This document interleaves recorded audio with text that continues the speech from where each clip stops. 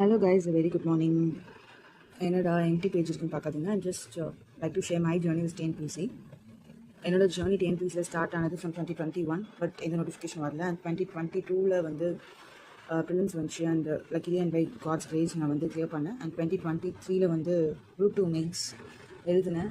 And 2024 வந்து result வந்துச்சு. And ஓவராலாக 961 ரேங்க் எடுத்து நான் வந்து ஒரு டிபார்ட்மெண்ட் வந்து செலக்ட் பண்ணேன். So this is my journey with TNPSC. நான் என்ன ஃபாலோ பண்ணேன் அப்படின்னு பார்த்தீங்கன்னா, நான் வந்து ஒரு அகாடமியில் வந்து டெஸ்ட் பேட்ச் வந்து ஃபாலோ பண்ணேன்.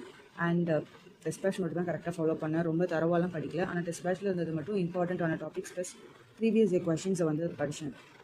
That's it. ஃபார் மெயின்ஸ் பார்த்தீங்கன்னா கொஞ்சம் நான் பர்சனலாக கொஞ்சம் எஃபர்ட் போட்டேன். ஹேண்ட் ரைட்டிங் இம்ப்ரூவ்மெண்ட் பண்ணுறதுல நான் கொஞ்சம் பெருசாக எழுதுவேன். அது எல்லாத்தையும் கொஞ்சம் ரெடியூஸ் பண்ணி handwriting, way of presentation, அது போக கரண்ட் அஃபேர்ஸ் ரொம்ப தரவாக படிக்க ஆரம்பித்தேன். பாலிசிஸ் எல்லாமே நோட்ஸ் எடுத்து வச்சேன். கரண்ட் அஃபேர்ஸ் எல்லாமே ஒரு கொஸ்டினில் கேட்டாங்கன்னா 15 மார்க் கொஷனுக்கு எப்படி எழுதணும் அப்படிங்கிற மாதிரி நான் எடுத்து வச்சுருந்தேன். அண்ட் அது படிக்கும்போதே 12 மார்க்கு கேட்டாங்கன்னா நான் அந்த கொஷனில் எப்படி எழுதணும், 6 மார்க் கேட்டாங்கன்னா நான் எந்தெந்த இம்பார்ட்டன்ட் பாயிண்ட்ஸ் கொடுக்கணும், அந்த மாதிரி மைண்ட்குள்ளே ஒவ்வொரு கொஷின்ஸே அந்த மாதிரி ரெடி பண்ணி வச்சுருந்தேன். ஸோ இதுதான் நான் பண்ணது. நான் வந்து இன்டர்வியூவில் செலக்ட் ஆகலை. இன்டர்வியூ போஸ்டிங்க்கு என்னோடய மார்க் வந்து இல்லை, 159 கிட்ட எடுத்திருந்தேன். அண்ட் நான் வந்து 961 ஓவரால் ரேங்க்கில் வந்து 961 எடுத்திருந்தேன். ஸோ என்னோடய டைமில் 2022 to 2024 ஒரு பாசிட்டிவிட்டியும் இருக்குது, ஒரு நெகட்டிவிட்டி இருக்குது. ஸோ நெகட்டிவிட்டி சொல்லணும் அப்படின்னா அது வந்து ஒரு 3 இயர்ஸ் எடுத்துச்சு. ரொம்ப கஷ்டமாக இருந்துச்சு 3 இயர்ஸ் வெயிட் பண்ணுறது. அண்ட் பாசிட்டிவிட்டி பார்த்திங்கன்னா 6000 போஸ்டிங்ஸ் கிட்டே இருந்துச்சு. ஸோ பாசிட்டிவையும் பெருசாக பார்க்க முடியாது, நெகட்டிவையும் பெருசாக பார்க்க முடியாது. பட் கண்டிப்பாக பாசிட்டிவான ஆஸ்பெக்டை பெருசாக பார்த்து தான் ஆகணும். So this is my journey with TNPSC. So நீங்கள் டிஎன்பிசி படிக்கிங்கன்னா கண்டிப்பாக டெஸ்ட் பேட்ச் ஏதாவது ஒரு இன்ஸ்டியூட்டில் ஃபாலோ பண்ணுங்கள். டெஸ்ட் பேட்ச் வந்து மறக்காமல் அட்டென்ட் பண்ணுங்கள். ஆன்சர் போட்டு பாருங்கள், மேக்ஸ்லாம் போட்டு பாருங்கள்.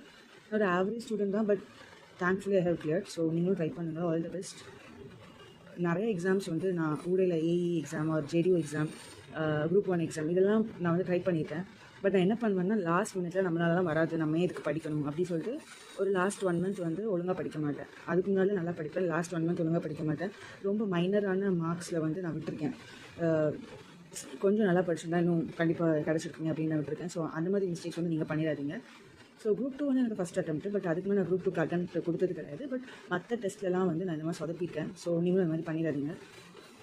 இது படிக்கிற டைமில் மட்டும் தான் படிக்க முடியும். ஆஃப்டர் உங்கள் லைஃப்பில் ஏதாவது ஒரு விஷயம், மேரேஜ் ஆர் சம்திங், உங்களை பேரண்ட்ஸ் எல்லாம் சப்போர்ட் பண்ண முடியல அப்படின்னா அப்போது நீங்கள் ரெக்ரெட் பண்ணி வேஸ்ட்டு. ஸோ ஓடுறப்பமே ஓடிடுங்கன்னு நான் சொல்வேன். தேங்க்யூ ஃபார் வாட்சிங். உங்களுக்கு இந்த கண்டென்ட் பிடிச்சிருந்துச்சு, இது ஏதாவது டவுட்ஸு, எனிதிங் எல்ஸ் நீங்கள் கேட்கணும்னு நினச்சிங்கன்னா நீங்கள் கமெண்ட் பண்ணுங்கள். தேங்க்யூ ஃபார் வாட்சிங். அண்ட் இந்த எம்டி பேஜை காமிச்சு வீடியோ போட்டதுக்கு ரொம்ப சாரி. அதை கேட்டதுக்கு ரொம்ப தேங்க்ஸ்.